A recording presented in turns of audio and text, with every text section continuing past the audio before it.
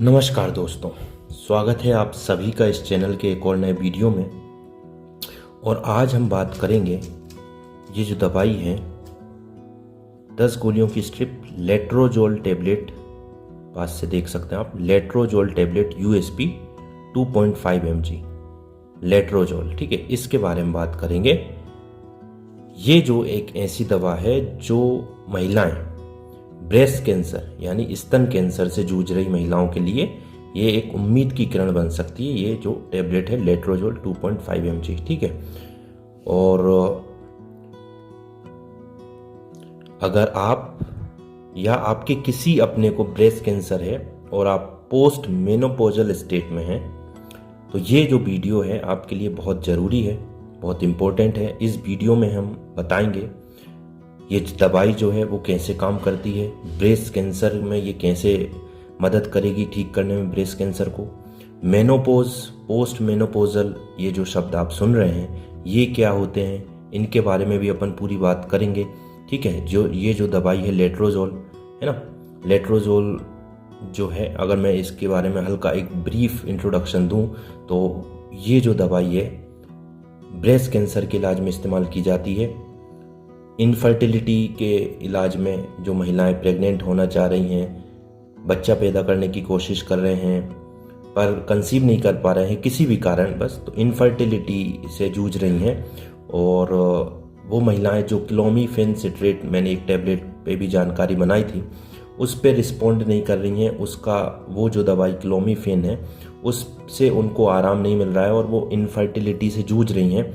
Infertility में, है ना, भी ये मदद करती है। ब्रेस्ट कैंसर की हमने बात करी, मेनोपोज की हम बात करेंगे क्योंकि ये जो ब्रेस्ट कैंसर है वो मेनोपोज के बाद वाली महिलाओं में ठीक होने वाला कैंसर होता है, उसके इलाज में ये दवाई दी जाती है। तो इस पूरे वीडियो में मैं आपको ब्रेस्ट कैंसर क्या होता है, क्यों होता है, किन महिलाओं को होता है, उसके क्या लक्षण होंगे, उसका क्या इलाज है, वो बात करेंगे। मेनोपॉज के बारे में बताएंगे, कब होता है, क्यों होता है, क्या उससे बचा जा सकता है, क्या उसके लक्षण होते हैं। इनफर्टिलिटी, है ना, जो महिलाएं बच्चा पैदा करने की कोशिश कर रही हैं और किसी भी कारण बस कंसीव नहीं कर पा रही हैं, उसके लिए ये कैसे काम करेगी पूरे वीडियो में। तो मैं उम्मीद कर रहा हूँ आप वीडियो पूरा देखेंगे। चैनल सब्सक्राइब नहीं किया है तो प्लीज़ सब्सक्राइब कर लीजिए। तो बात करते हैं इस दवा के साथ इन बातों पर भी, ठीक है। पहले अपन बात करेंगे ब्रेस्ट कैंसर, जैसे मैंने ऊपर कहा, पहले कहा आपसे, एज आई सेड, है ना। तो सबसे पहले अपन समझते हैं ब्रेस्ट कैंसर यानी स्तन कैंसर क्या है। साधारण भाषा में पूरी बात करेंगे अपन, सिंपल लैंग्वेज में। ब्रेस्ट कैंसर तब होता है जब ब्रेस्ट यानी स्तन की जो कोशिकाएं हैं, सेल्स हैं, वो अनियंत्रित तरीके से यानी अनकंट्रोल्ड ग्रोथ ऑफ सेल्स होने लगती है ना, अनियंत्रित तरीके से ब्रेस्ट की, स्तन की कोशिकाएं बढ़ने लग रही हैं और एक ट्यूमर बनाती है, गांठ बनाती है ना, उसे हम ब्रेस्ट कैंसर कहते हैं। और कैंसर का भी जो लॉजिक है वो यही है कि जब आपके शरीर में अनकंट्रोल्ड तरीके से, अनियंत्रित तरीके से जो कोशिकाएं हैं वो बढ़ने लगती हैं, ठीक है, तो वो फिर एक ट्यूमर का रूप ले लेती है, उसे कैंसर कहते हैं जनरल, इन जनरल।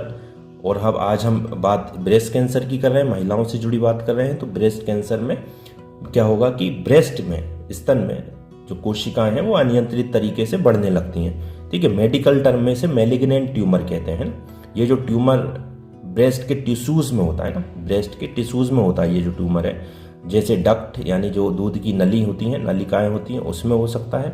लोब्यूल्स यानी जो दूध बनाने वाली ग्लैंड्स होती, ग्रंथि होती, उनमें, ठीक है। तो अगर समय पर इलाज नहीं होता है तो ये कैंसर जो है ब्रेस्ट से बाहर फैल जाता है। कहाँ ब्रेस्ट से बाहर कहाँ फैल सकता है, लिम्फ नोड में फैल सकता है, हड्डियों में, लीवर तक आ सकता है, फेफड़ों तक आ सकता है। अगर ये फैल गया है तो इस स्थिति को मेटास्टेसिस कहते हैं मेडिकल टर्म में। और ब्रेस्ट कैंसर ज़्यादातर महिलाओं में होता है, ठीक है, पुरुषों में बहुत ही कम देखा गया है। ब्रेस्ट कैंसर, अब बात करेंगे अपन होता क्यों है, why does breast cancer happen. तो कुछ कारण मैं आपको बताता हूं। तो पहला जेनेटिक रीज़न हो सकता है, जेनेटिक फैक्टर्स, अगर आपके जीन में बदलाव यानी म्यूटेशन होता है, और जैसे BRCA1, BRCA2 जीन में, तो ब्रेस्ट कैंसर का खतरा बढ़ जाता है ना। फैमिली हिस्ट्री भी बड़ा कारण इसमें होता है। फैमिली हिस्ट्री आप समझ रहे होंगे कि ऐसे कि अगर आप महिला हैं और आपकी माँ, बहन या दादी को ब्रेस्ट कैंसर था तो ये रिस्क आप में मतलब जो फैमिली के कारण जो है जनरेशन टू जनरेशन ट्रांसफर्स होते हैं, तो ये जो बीमारी है ब्रेस्ट कैंसर वो हो सकती है। कारण ये है हार्मोन का फैक्टर हो सकता है, हार्मोनल रीजन, यानी शरीर में एस्ट्रोजन जो महिलाओं में बनता है हार्मोन, एस्ट्रोजन का जो एस्ट्रोजन हार्मोन है उसका लेवल, उसका स्तर बढ़ जाता है ना। तो जो एस्ट्रोजन हार्मोन अगर ज़्यादा मात्रा में बढ़ता है तो ब्रेस्ट कैंसर को वो बढ़ावा देता है, ठीक है।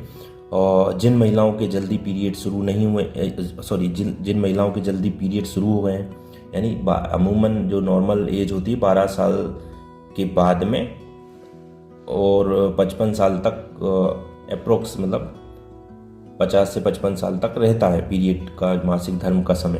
तो अगर किसी महिला में 12 साल से पहले पीरियड शुरू हो गए हैं और वो 55 साल के बाद तक चल रहे हैं, उनको भी ये ब्रेस्ट कैंसर का खतरा या रिस्क हो सकती है। ऐसी महिलाएं जो कभी प्रेगनेंसी धारण नहीं किए हुए हैं या प्रेग्नेंट हुई हैं 30 और 35 की उम्र के बाद उनकी पहली प्रेगनेंसी हुई, तो उनको भी ये रिस्क हो सकती है। अगर हम लाइफ स्टाइल से जुड़े कारण समझें तो जो महिलाएं ज़्यादा अल्कोहल या शराब पीती हैं उनको हो सकता है, जो महिलाएं ज़्यादा सिगरेट या स्मोकिंग करती हैं, महिलाएं ज़्यादा मोटी हैं, ओबिसिटी है, खासकर मेनोपॉज के बाद, है ना। और जो भी महिलाएं हाई फैट डाइट खाती हैं, प्रोसेस फूड बाहर का खाना खाती हैं, कुछ महिलाएं किसी भी कारण बस ज़्यादा बार बार एक्सरे करवाया हो, जिन्होंने रेडिएशन का ज़्यादा एक्सपोजर रहा हो, है ना। और जो महिलाएं 50 साल से ज़्यादा उम्र की महिलाओं में ये ब्रेस्ट कैंसर का खतरा बढ़ जाता है। तो ये हमने कारण समझे और हमने बताया आपको कि किन महिलाओं को हो सकता है। ब्रेस्ट कैंसर के लक्षण क्या होंगे, अगर ब्रेस्ट कैंसर किसी को हो गया है तो वो कैसे समझे, क्या लक्षण रहेंगे, क्या सिम्टम्स रहेंगे। पहला लक्षण तो ये है ब्रेस्ट में गांठ, है ना। ब्रेस्ट जो है स्तन है उसमें या अंडर आर्म में एक सख्त एक हार्ड गांठ बन जाती है, जो जिसमें पेन नहीं होता, दर्द रहित होती है ना, जिनमें दर्द नहीं होता है। ब्रेस्ट के आकार में बदलाव हो सकता है, एक ब्रेस्ट का साइज जो है बड़ा हो सकता है, जिस ब्रेस्ट में गांठ हुई है, ठीक है, उसमें ब्रेस्ट के साइज में जो है आकार में बदलाव हो सकता है पहला। और ब्रेस्ट में गांठ हो सकती है, ठीक है, और लक्षण ये रहेंगे। त्वचा में बदलाव, जो ब्रेस्ट की स्किन है उसमें रेडनेस हो सकती है, डिम्पलिंग हो सकती है, यानी संतरे की छिलके जैसा दिख सकता है, और सूजन रहेगी ब्रेस्ट में। और जो ब्रेस्ट में जो है निपल से डिस्चार्ज होगा, एबनॉर्मल डिस्चार्ज, निपल से खून या असामान्य कुछ भी लिक्विड वाइट मतलब सफ़ेद पानी जैसा डिस्चार्ज हो सकता है, या कभी खून भी यानी ब्लड भी डिस्चार्ज हो सकता है। तो निप्पल से डिस्चार्ज एक लक्षण है। निप्पल का अंदर की ओर खींचना, है ना, हम जो निप्पल है वो अंदर की ओर, इन्वर्जन अंदर की ओर मुड़ सकता है ना।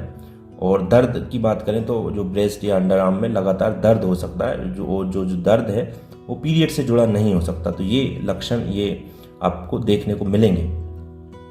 अगर ब्रेस्ट कैंसर जो है उसका हम इलाज की बात करें, मेडिकल साइंस में क्या इलाज है, तो सर्जरी एक इलाज है, जिसे मेडिकल भाषा में लंपेक्टोमी कहते हैं, जिसमें ट्यूमर जो है सिर्फ ट्यूमर और उसके आसपास का हिस्सा निकाल दिया जाता है सर्जरी के माध्यम से। एक मास्टेक्टोमी होती है जिसमें पूरा ब्रेस्ट निकाल दिया जाता है ना, अगर कैंसर ज़्यादा फैल गया है तो सर्जरी पहला एक ऑप्शन हो गया इलाज में। दूसरा इलाज कीमोथेरेपी, इसमें क्या होता है दवाइयाँ जो होती हैं, मेडिसिन जो होती हैं, उनके जरिए कैंसर सेल्स को मारने की प्रक्रिया होती है कीमोथेरेपी, ठीक है, तो उससे एक इलाज होता है। रेडिएशन थेरेपी, हाई एनर्जी की जो रेडिएशंस होती हैं और वो कैंसर सेल्स को नष्ट करती हैं ना, तो रेडिएशन थेरेपी।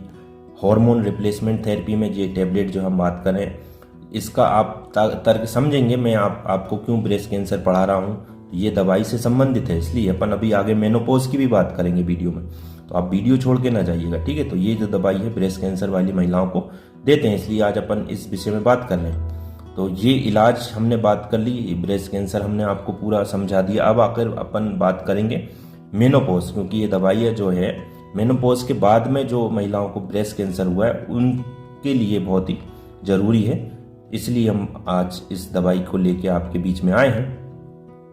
अब मैं दूसरा विषय आपको बताता हूँ मेनोपॉज। मेनोपॉज है ना, वह स्टेज है जब कोई महिला के पीरियड्स यानी मासिक धर्म या महीना जो होता है उनको जो हर महीने आता है वो हमेशा के लिए बंद हो जाता है ना।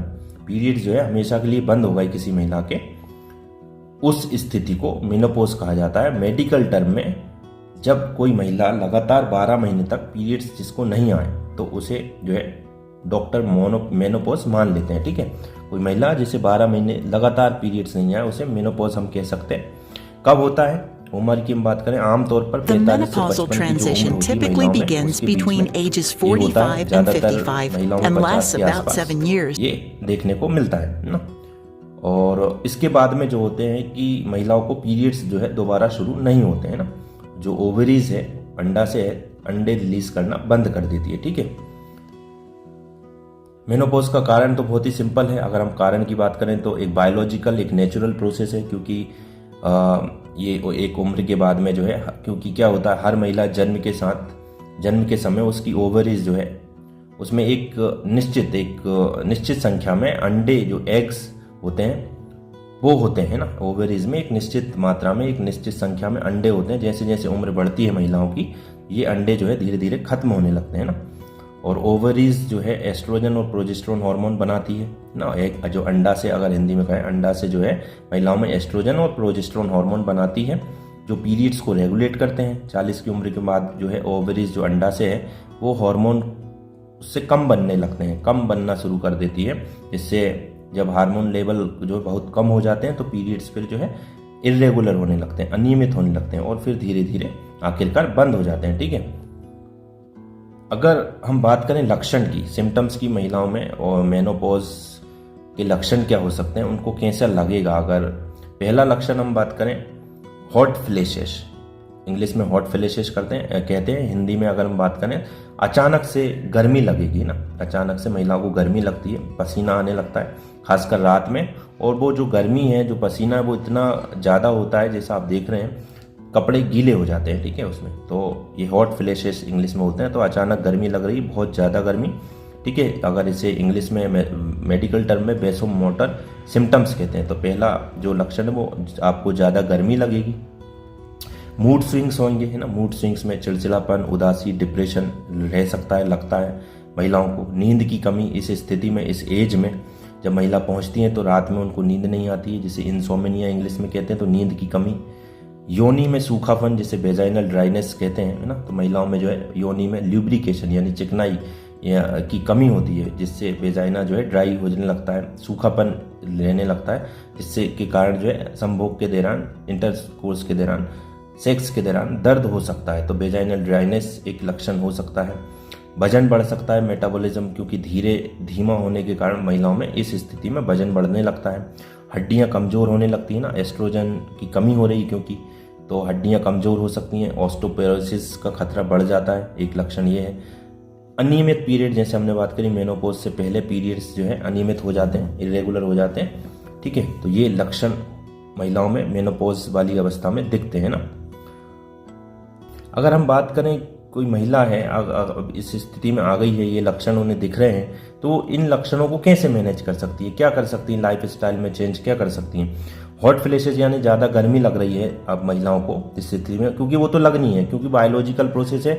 आप एक उम्र के पड़ाव में आ गई हैं, ये चीज़ तो होनी है, क्योंकि ये बनाई है, साइंस है, भगवान ने ये सब बनाया हुआ है। महिलाओं के शरीर में ये बदलाव एक उम्र के बाद में होते हैं। तो जो गर्मी के लिए हमने बात करी थी लक्षण में, तो उसके लिए आप ये कर सकते हैं कि ढीले ढाले कपड़े पहनना चाहिए आपको, ठंडा पानी पिएं, गर्म चीज़ें खाने से बचना चाहिए, चाय कॉफ़ी जितना हो सके कम कर सकते हैं आप, स्ट्रेस को मैनेज करें, योगा करें, मेडिटेशन कर सकती हैं। मूड स्विंग्स जो होते हैं उसके लिए आप प्रॉपर नींद लेने की कोशिश करें, रात में सोने से पहले मोबाइल वगैरह थोड़ा कम चलाएं, है ना। एक रेगुलर रूटीन बनाएं जिससे आपकी जो है नींद गड़बड़ ना हो, डिप्रेशन ज़्यादा ना हो। तो अगर उसके लिए आप योगा कर सकती हैं, मेडिटेशन कर सकती हैं। हड्डियों की सेहत के लिए, क्योंकि हमने बात करी थी लक्षण में, ऑस्टियोपोरोसिस हो सकता है। कैल्शियम और विटामिन डी से भरपूर डाइट ले सकती हैं आप, दूध, दही, अंडे, ये जो सारी चीज़ें हैं वो आप ऐड कर सकती हैं, इंक्लूड कर सकती हैं अपनी डाइट में। योनि का सूखापन, जैसे हमने वेजाइनल ड्राइनेस की बात करी थी, तो वाटर बेस्ड ल्यूब्रिकेंट का आप इस्तेमाल कर सकती हैं। ठीक है, ये लक्षण से आप मतलब ऐसे मैनेज कर सकती हैं। तो ये हमने आपको 2 चीज़ें अभी तक, एक ब्रेस्ट कैंसर के बारे में बात करी और मेनोपॉज क्या होता है, किन महिलाओं को होता है, वो सारी चीज़ें हमने बात करी। अब अपन आ गए इस दवाई के बारे में बात करेंगे कि भाई अब ये दवाई जो है वो कैसे मदद करेगी, आप हमें ये बताइए। ठीक है, थोड़ा वीडियो लंबा तो हो रहा है इसमें, आप देख पा रहे हैं, पर आप बात अगर पूरी समझनी है तो आपको थोड़ा धैर्य रख के बातें सुननी होगी, है ना। तो अब दवाई पे अपन सीधी बात कर लेते हैं। ये दवाई आप देख रहे हैं ना, ये लेट्रोजोल 2.5 यूएसपी, है ना। तो लेट्रोजोल 2.5 जो है एक प्रिस्क्रिप्शन दवाई है, जैसा आप देख पा रहे हैं स्क्रीन पे। डॉक्टर मैडम आपको जो है, डॉक्टर सर जो है आपको प्रिस्क्राइब करेंगे। एरोमाटेज इनहिबिटर नाम की ड्रग की क्लास में आती है ना। और जैसे हमने उपयोग में पहले ही बात करी, जिन महिलाओं को ब्रेस्ट कैंसर होता है उनमें उनके इलाज के लिए दी जाती है। जो महिलाएं कुछ मामलों में बांझपन यानी इनफर्टिलिटी के ट्रीटमेंट में ये दवाई दी जाती है। कैसे काम करती है और क्या क्लास है, क्लास की हमने बात करी। एरोमाटेज एंजाइम ब्लॉकर दवाई है। एरोमाटेज जो है शरीर में एस्ट्रोजन नाम का जो हार्मोन होता है, फीमेल हार्मोन होता है, उसको बनाता है। और जो है कई बार जो है एस्ट्रोजन, जब हमने पहले भी बात करी, जब ब्रेस्ट कैंसर आपको बता रहे थे, तो एस्ट्रोजन हार्मोन जब महिला में अगर उसकी वृद्धि या लेवल बढ़ता है तो उसके कारण ब्रेस्ट कैंसर की ग्रोथ होती है। तो एस्ट्रोजन हार्मोन को ये सप्रेस करेगा, डाउन करेगा, ठीक है। लेट्रोजोल जो है इस एस्ट्रोजन के प्रोडक्शन को कम कर देता है, जिससे कैंसर की ग्रोथ रुकती है और धीरे धीरे कम होने लगता है। इनफर्टिलिटी में कैसे मदद करेगा, तो एस्ट्रोजन को सप्रेस कर रहा है। एस्ट्रोजन को जब सप्रेस करेगा तो एफएसएच एक हार्मोन होता है, फॉलिकल स्टिमुलेटिंग हार्मोन जिसे बोलते हैं, वो बढ़ता है, उसका लेवल बढ़ेगा, जिससे क्या होगा, ओवेरीज यानी अंडाशय में एग का डेवलपमेंट होगा, है ना। ओव्यूलेशन होता है, जिससे एग बनेंगे, फिर आप इंटरकोर्स के दौरान कंसीव कर पाएंगे ना। तो ये इसका काम करने का तरीका और क्लास हमने बताई। अब हम उपयोग की बात करेंगे डिटेल में। तो पहला उपयोग हमने बात करी ब्रेस्ट कैंसर। जो महिलाएं पोस्ट मेनोपोजल विमेन जो हैं, मेनोपोज के बाद में जिन्हें के ब्रेस्ट कैंसर हुआ है, मेनोपोज मैंने आपको पहले बता दिया है, आशा करता हूँ आपने देखा होगा, सुना होगा। जिनका मेनोपोज हो चुका है ना, those women who have completed there menopause, और जिनमें हार्मोन सेंसिटिव ब्रेस्ट कैंसर पाया गया है, उनमें ये दवाई जो है पोस्ट मेनोपोजल कैंसर में दी जाती है। लक्षण हमने बात करी है, ब्रेस्ट में जो है दर्द रहेगा, ब्रेस्ट में सूजन हो सकती है, गांठ बन सकती है, और निप्पल से डिस्चार्ज, एबनॉर्मल डिस्चार्ज हो सकता है, ठीक है। ये लक्षण आपको देखने को मिलेंगे ब्रेस्ट कैंसर में। ये जो दवाई है लेट्रोजोल ऐसी महिलाओं में कैंसर की ग्रोथ को रोकने और उसको दोबारा आने से बचाने में मदद करती है ना। दूसरा उपयोग जैसे हम बात करें इनफर्टिलिटी, फीमेल इनफर्टिलिटी, महिलाएं जो कंसीव नहीं कर पा रही हैं किसी भी कारण बस, उनमें ये दवाई दी जाती है। जो महिलाएं पीसीओएस वाली हैं, पॉलीसिस्टिक ओवेरियन सिंड्रोम, जैसे हमने पहले ही बात करी, पीसीओएस वह स्थिति जो है ओवेरी अंडाशय में जो है एक से ज़्यादा गांठ बनने लगती है ना, उसे हम पीसीओएस कहते हैं। और जिनमें ओव्यूलेशन नहीं हो रहा है, ओव्यूलेशन नहीं हो रहा है मतलब अंडे ही नहीं बन पा रहे हैं जिन महिलाओं में, तो ये जो दवाई है इनफर्टिलिटी के ट्रीटमेंट में महिलाओं में जो है, जो महिलाएं कंसीव नहीं कर पा रही हैं, ओव्यूलेशन नहीं हो रहा, अंडे नहीं बन पा रहे हैं, अंडे नहीं फूट रहे हैं जो महिलाओं में, और प्रेगनेंटी नहीं हो पा रही है ना, तो ये जो दवाई है किन महिलाओं को फ़ायदा करेगी, जो महिलाएं एज जिनकी 30+ के आसपास है ना, उन पे ये अच्छा रिस्पॉन्ड करेगी। दूसरा, जो महिलाएं क्लोमिफेन सिट्रेट, जैसे मैंने इस एक दवाई पहले भी वीडियो बनाया, आप जाके देख सकते हैं, उस पर रिस्पॉन्ड नहीं कर रही हैं। क्लोमिफेन नाम की जो दवाई है उस पर अगर आप रिस्पॉन्ड नहीं कर रही हैं तो ये दवाई आपको डॉक्टर्स प्रिस्क्राइब कर सकते हैं। अनएक्सप्लेन्ड इनफर्टिलिटी है, अनएक्सप्लेन्ड इनफर्टिलिटी यानी कि इनफर्टिलिटी जो है वो उसके कारण आपको पता नहीं है, पर इनफर्टिलिटी है, आप कंसीव नहीं कर पा रहे हैं, उसके कारण जो एग्जैक्ट आपको पता नहीं चल पा रहे हैं। समटाइम्स डॉक्टर्स भी जो है समझ नहीं पा रहे हैं, तो उस समय भी ये दवाई दी जा सकती है। तो ब्रेस्ट कैंसर में हो गया इस दवाई का उपयोग, हो फीमेल इनफर्टिलिटी में इसका उपयोग होता है, ठीक है। डोज की बात करें और दवाई कैसे खाना है, डोज और दवाई का खाने का तरीका, अगर हम ब्रेस्ट कैंसर में बात करें, जो महिला ब्रेस्ट कैंसर में जो है रोजाना एक टेबलेट है ना, रोजाना एक टेबलेट 2.5 mg की हम बात करें, 2.5 mg की लंबे समय तक चलती है, 5 साल तक भी चल सकती है, ठीक है। वो डॉक्टर विल डिसाइड, और क्योंकि हमने बात करी प्रिस्क्रिप्शन दवाई है तो डॉक्टर के अनुसार तो चलेगी। इनफर्टिलिटी की हम बात करें, बांझपन के लिए हम बात करें, तो डॉक्टर के अनुसार मेंस्ट्रुअल साइकिल के 3 या 5वें दिन तक चलती है, क्योंकि उसके बाद में ही जो है ओव्यूलेशन होता है, तो तीसरे से 5 दिन तक, 3 से 5 दिन तक ओव्यूलेशन मेंस्ट्रुअल साइकिल के दौरान ये दवाई जो है day 3 to day 7 2.5 mg once daily है ना, 2.5 mg की गोली जो है डेली आपको खाने की सलाह देते हैं। कैसे खाना चाहिए, खाली पेट या खाना खाने के बाद ले सकते हैं, दिन में एक ही बार एक ही समय पे आप समय निर्धारित कर लें, उस समय आपको ये दवाई लेनी चाहिए। पानी से आपको लेना चाहिए, निगल लेना चाहिए, चबाना नहीं है। कुछ साइड इफ़ेक्ट हो सकते हैं, साइड इफ़ेक्ट जो है सबके लिए नहीं होते हैं, बहुत ही रेयर होते हैं। जॉइंट पेन हो सकता है, थकान और सिरदर्द या कब्ज, पेट साफ जैसा नहीं हो सकता, ऐसा ये साइड इफ़ेक्ट किसी किसी में दिख सकता है। ठीक है, सावधानी की हम बात करें तो जो महिलाएं ऑलरेडी गर्भवती हैं, है ना, उनको नहीं लेनी चाहिए। ठीक है, बच्चों और पुरुषों के लिए नहीं है, केवल महिलाओं के लिए है ना। बोन डेंसिटी टेस्ट नियमित करवाना चाहिए, सावधानी की हम बात करें, है ना। तो और अगर हम प्रेगनेंसी और ब्रेस्ट फीडिंग में अगर इस दवाई की सेफ्टी प्रोफाइल की बात करें तो कैटेगरी एक्स की दवाई है। हमने पहले ही कह दिया है कि प्रेग्नेंट वुमन को लेने नहीं, स्ट्रिक्टली मना है ना, क्योंकि जन्मजात विकृति जो बच्चा है, बर्थ डिफेक्ट का खतरा उसको हो सकता है और ज़रूरत ही नहीं है, क्योंकि ये ज़रूरत तो उन महिलाओं को है जो प्रेग्नेंट नहीं हो पा रही हैं, कंसीव नहीं कर पा रही हैं। ठीक है, ब्रेस्ट फीडिंग जो महिलाएं दूध पिला रही हैं उनको भी नहीं देना चाहिए, इसको अवॉइड करना चाहिए, क्योंकि ये दूध में जा सकती है और आपको डॉक्टर से भी डिस्कस करना है। कुछ बाजार में इसके फेमस नाम मिल जाएंगे, लेट्रोजोल की हम बात कर रहे हैं तो लेट्रोस के नाम से आती है, लेट्रोनेट के नाम से आती है, फीमेरा के नाम से आती है, नोवार्टिस बनाता है, लेटोवॉल है, लेट्रोफिल है। और इसकी जो अच्छी कंपनी जो ज़्यादा इथिकल दवाइयाँ बनाती है उसके हमने आपको ब्रांड नेम बताएं। 5 गोली का जो डोज होता है अगर हम इनफर्टिलिटी की बात करें, और थोड़ी महंगी दवाई हो सकती है, अलग अलग कंपनियों के अलग अलग रेट्स होते हैं। नोवार्टिस की हम बात करें तो 800 रुपये की 10 टैबलेट आती हैं। सन फार्मा की हम बात करें तो 150 रुपये की 5 टैबलेट आती हैं। सिप्ला की 130 से 150 रुपये की 5 गोलियां मिल सकती हैं। तो ये हमने आपको इस दवाई की पूरी बात भी बता दी, मेनोपॉज बता दिया हमने आपको ब्रेस्ट कैंसर बता दिया, है ना।